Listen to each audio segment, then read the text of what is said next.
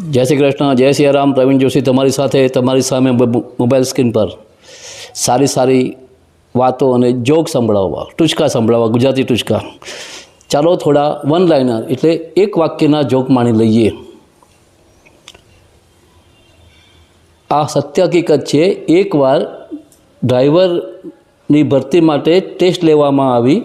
એક સવાલ હતો, સીટ બેલ્ટ કેમ બાંધવામાં આવે છે?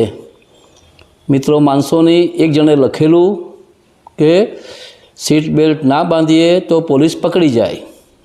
બીજું, એક છોકરાને એને પપ્પાએ પૂછ્યું, બેટા કાન ના હોય તો શું થાય? કે પપ્પા દેખાય નહીં. કેમ? કાન ના હોય તો ચશ્મા ક્યાં પહેરવા? કુછ ભી. મિત્રો તમને ઘણા બધા માણસો મળ્યા હશે, ફરિયાદ કરી હશે, મિત્ર તરીકે, સગા તરીકે, સંબંધી તરીકે અથવા સામાન્ય માણસ તરીકે. મારે વાળ નથી, મારે ઓછું સંભળાય છે, ઓછું ખવાય છે, જાડો છું, પાતળો છું, બટકો છું, ઠીંગણો છું, ધોળો છું, કાળા છું.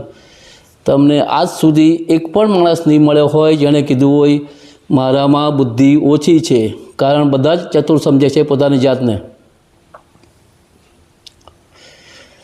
મિત્રો, ભગવાને સૃષ્ટિ બનાવી, માણસે બે વસ્તુ બનાવી, ગોળ રૂપિયો અને ગોળ ઘડિયાળ. ગોળ ઘડિયાળ.